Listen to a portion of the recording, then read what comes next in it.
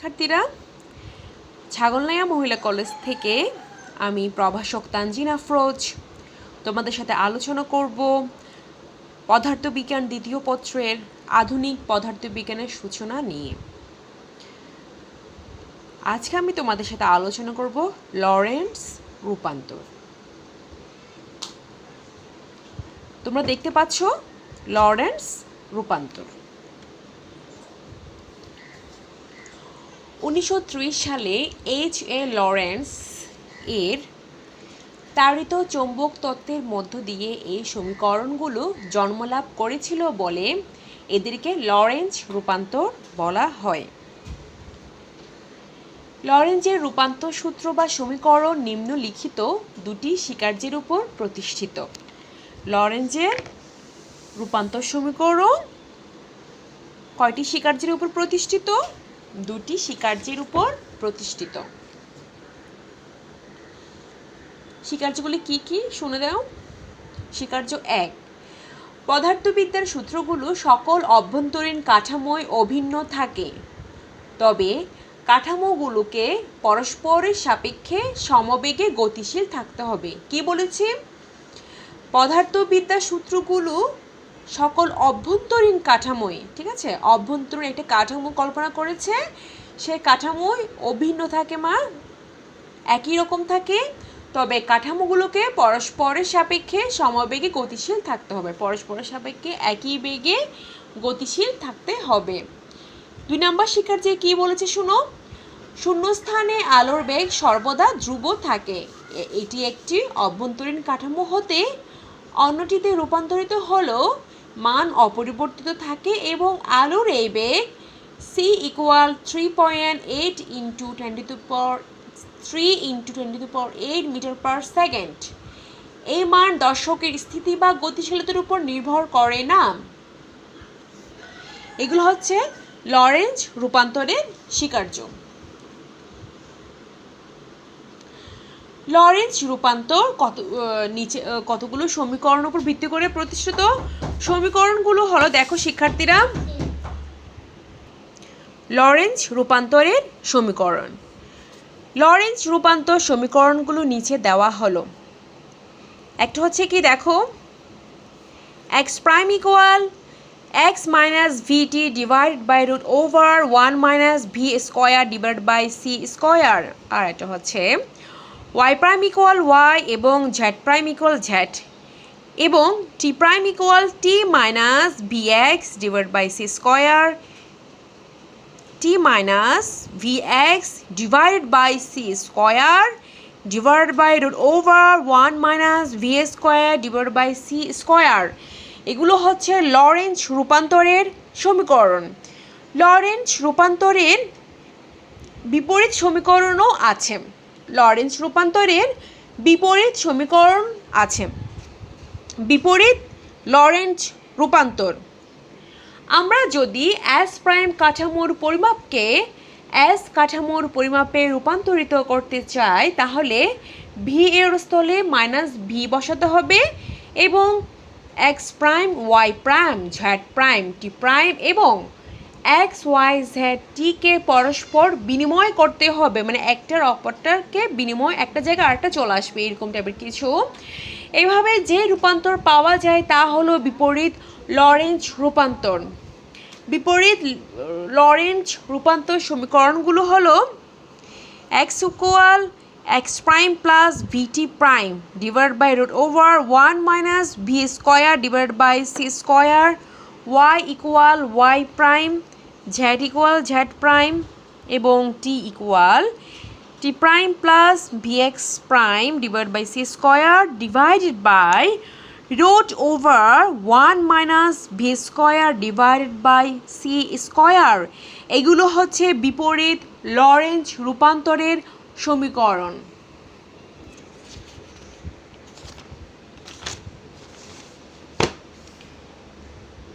Lorentz রূপান্তরের দুটি সুস্পষ্ট দিক রয়েছে যা অত্যন্ত গুরুত্বপূর্ণ। প্রথমটি হলো সময় এবং অবস্থানের পরিমাপ পর্যবেক্ষকের প্রসঙ্গ কাঠামোর উপর নির্ভরশীল। আমি কি বলেছি? সময় এবং অবস্থানের পরিমাপ, সময় এবং অবস্থান যে কাউন্ট করা হবে সে কাউন্টটা কি পর্যবেক্ষকের পর্যবেক্ষক যে প্রসঙ্গ কাঠামোর উপর বিদ্যমান রয়েছে সেটার উপর নির্ভরশীল এবং একটি কাঠামোতে পৃথক স্থানে দুটি ঘটনা যুগপৎ ঘটলেও অন্য কাঠামোতে যুগপৎ নাও ঘটতে পারে। একটি কাঠামো যেমন ধরো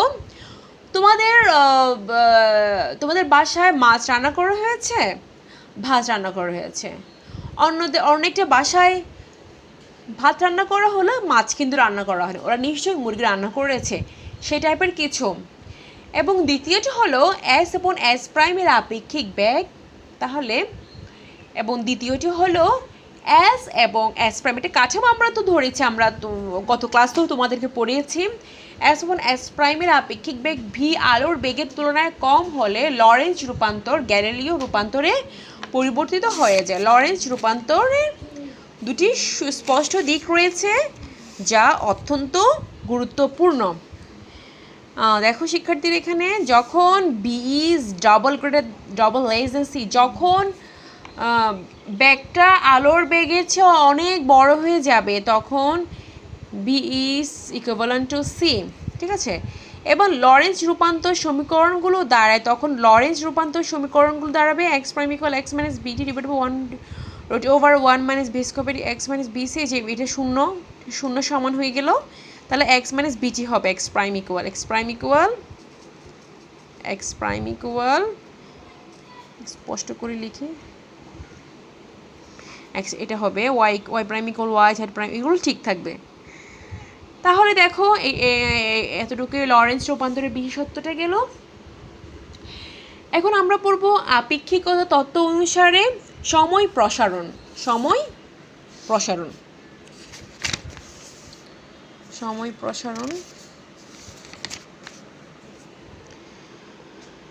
আপেক্ষিকতা কাল দীর্ঘায়ন বা সময় প্রসারণ, ঠিক আছে। কোনো জড়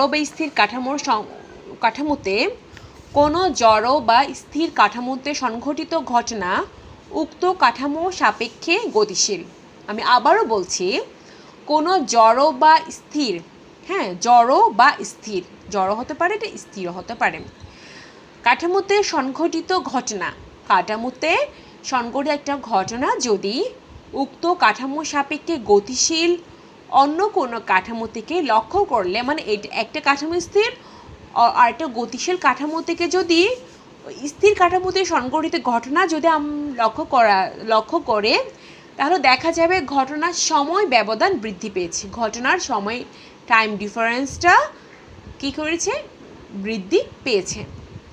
এই বিষয়টিকে সময় প্রসারণ বা কাল দীর্ঘায়ন বলে। এই বিষয়টিকে কি বলা হয়, সময় প্রসারণ বা কাল দীর্ঘায়ন। আমি আবারও বলেছি, কোনো জড় বা স্থির কাঠামোতে সংঘটিত ঘটনা উক্ত কাঠামো সাপেক্ষে গতিশীল অন্য কোনো কাঠামো থেকে লক্ষ্য করলে দেখা যাবে ঘটনার সময় ব্যবধান বৃদ্ধি পেয়েছে। এই বিষয়টিকে সময় প্রসারণ বা কাল দীর্ঘায়ন বলে। ধরা যাক মহাশূন্যে অবস্থানকারী কোনো ব্যক্তি মহাশূন্য যানে একটি ঘটনা টি0 সময় ধরে পর্যবেক্ষণ করলেন। ভূপৃষ্ঠ থেকে কোনো ব্যক্তি ওই একই ঘটনা টি সময় ধরে পর্যবেক্ষণ করলেন, তাহলে দেখা যাবে যে সময় টি এবং টি0 অপেক্ষা দীর্ঘতম হবে। কি হবে, সময় টি0 অপেক্ষা দীর্ঘতম হবে। তাহলে এটা সময় ব্যবধান ঘটেছে, সময়ের টাইমের ডিফারেন্স ঘটেছে। আচ্ছা,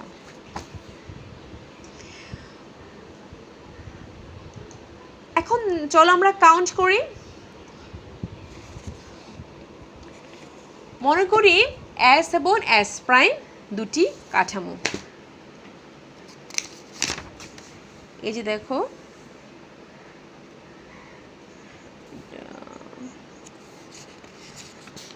সময়েরটা, মনে করি এস এবং এস প্রাইম দুটি কাঠামো। এখানে এস স্থির কাঠামো, এস প্রাইম কাঠামো ভি বেগে এক্স অক্ষের দিকে গতিশীল, একটা এক্স অক্ষের দিকে গতিশীল। আমি তোমাদেরকে আবার একটা চিত্রের মাধ্যমে ক্লিয়ার করছি ব্যাপারটা, চিত্রের মাধ্যমে একটু ক্লিয়ার করছে। এখানে একটা চিত্র দেখতে পাচ্ছ, দেখো ধরা যাক এস এবং এস প্রাইম দুটি কাঠামো। হ্যাঁ, এখানে এস স্থির কাঠামো, এস প্রাইম কাঠামো গতিশীল কাঠামো। এই এস প্রাইম কাঠামো ভি বেগে এক্স অক্ষের দিকে এস কাঠামো সাপেক্ষে গতিশীল। ঠিক আছে, ধরি এস কাঠামোর এক্স প্রাইম বিন্দুতে এক্স প্রাইম কাঠামোর এক্স প্রাইম বিন্দুতে একটি ঘড়ি রয়েছে। এখানে একটা ঘড়ি রয়েছে। উক্ত কাঠামোতে মানে এই কাঠামোতে স্থিতিশীল একজন পর্যবেক্ষক কোনো ঘটনার সময় T1 প্রাইম নির্ণয় করলেন। মানে এস প্রাইম কাঠামোতে একজন পর্যবেক্ষক সময় নির্ণয় করলেন T1 প্রাইম ওই ঘড়ি থেকে। হ্যাঁ, এস কাঠামোর একজন পর্যবেক্ষক ভি বেগে গতিশীল হওয়ায় ওই ঘটনার সময় T1 নির্ণয় করলেন। হ্যাঁ, সময় T1 নির্ণয় করলেন। এখন T0 সময় পর এস প্রাইম কাঠামোর পর্যবেক্ষক দেখতে পাবে যে তার ঘড়ি অনুসারে সময় T2 প্রাইম,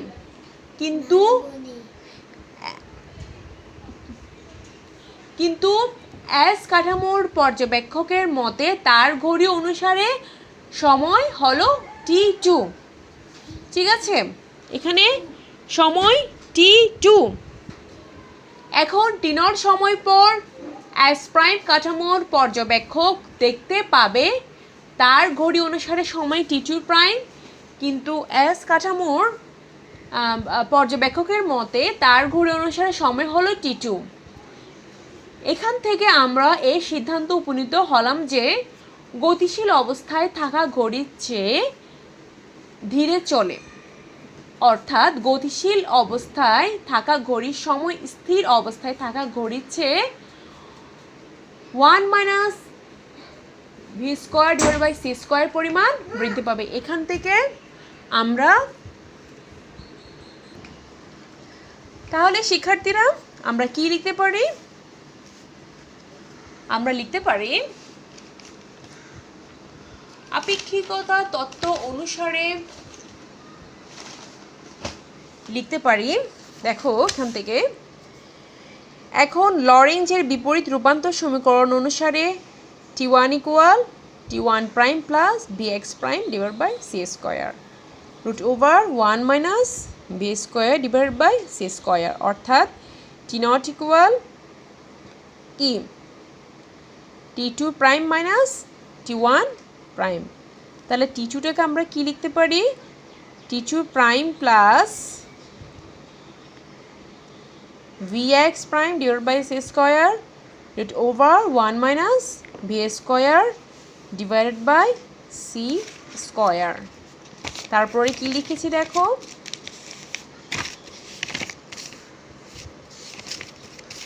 তারপর লিখেছি সুতরাং পর্যবেক্ষকের কাছে ঘটনার সময়কাল T = T2 - T1।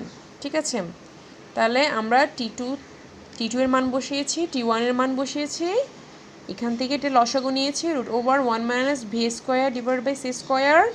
তারপর এটা এখানে বসিয়েছি, এটা এখানে বসিয়েছি, এখানে প্লাসে মাইনাসে মাইনাস হলে এটা ক্যান্সেল হয়ে গেল, Vx x prime divide by c², এটা ক্যান্সেল হয়ে গেল। আর বাকি থাকলো T2 prime minus T1 prime divide by √1 - b² divide by c²। সুতরাং T = T0 divide by √1 - b² divide by c²। T0 = T × √1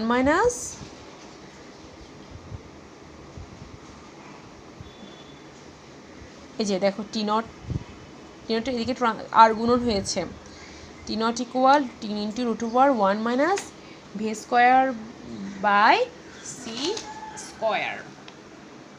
এটা হচ্ছে কি আমরা কি পেয়েছি? সময়ের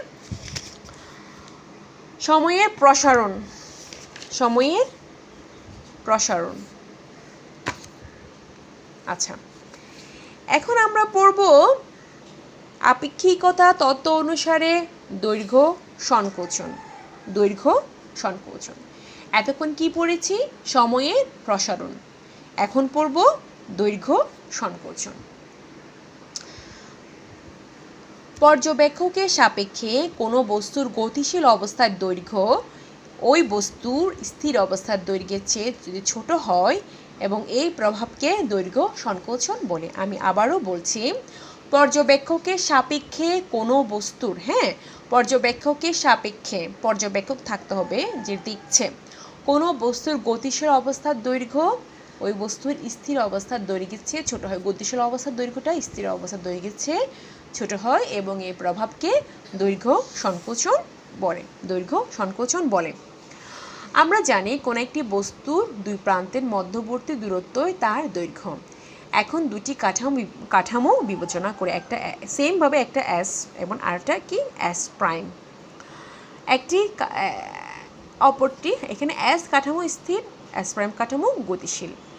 এবি একটি দণ্ড বিবেচনা করি যেটি স্থির। এখন মনে করি এস কাঠামোর এক্স অক্ষ বরাবর, এই যে এস কাঠামোর এক্স অক্ষ বরাবর একটি দণ্ড শায়িত আছে। এই কাঠামোর কোনো পর্যবেক্ষক যে কোনো সময় দুই প্রান্তের স্থানাঙ্ক নির্ণয় করলেন x1 এবং x2, যে x1 এবং x2, তার মতে দণ্ডটির দৈর্ঘ্য হবে L0 = x2 - x1। তার মধ্যে দণ্ডটির দৈর্ঘ্য কত হবে শিক্ষার্থীরা? কত হবে? L = x2 - x1।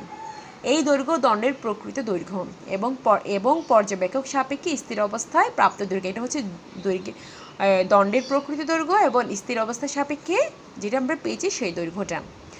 S prime কাঠামো সাপেক্ষে ভি বেগে গতিশীল। এই যে এস প্রাইম কাঠামোটা এস কাঠামো সাপেক্ষে ভি বেগে গতিশীল। এই কাঠামোর একজন পর্যবেক্ষক একই সময়ে দণ্ডের প্রান্ত দুটির স্থানাঙ্ক নির্ণয় করলেন x1 প্রাইম এবং x2 প্রাইম। ঠিক আছে,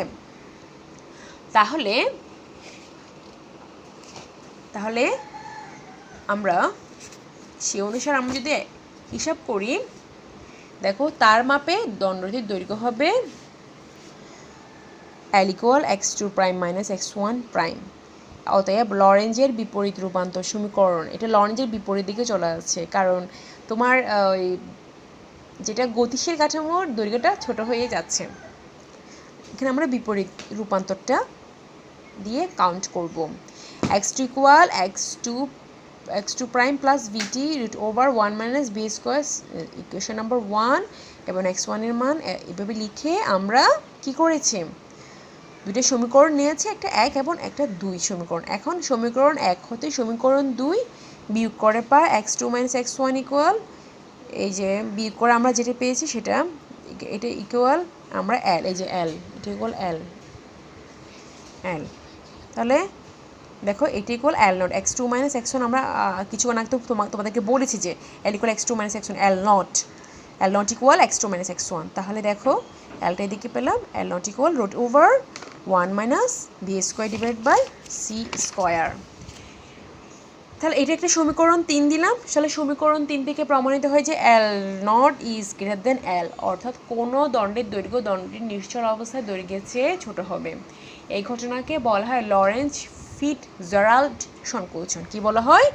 লরেঞ্জ ফিটজেরাল্ড সংকোচন। শিক্ষার্থীরা, আজকে এতটুকুই। আগামী ক্লাসে এই অধ্যায়ের আরও কিছু টপিকস নিয়ে তোমাদের সাথে আলোচনা করব। ততদিন পর্যন্ত ভালো থেকো। আল্লাহ হাফেজ।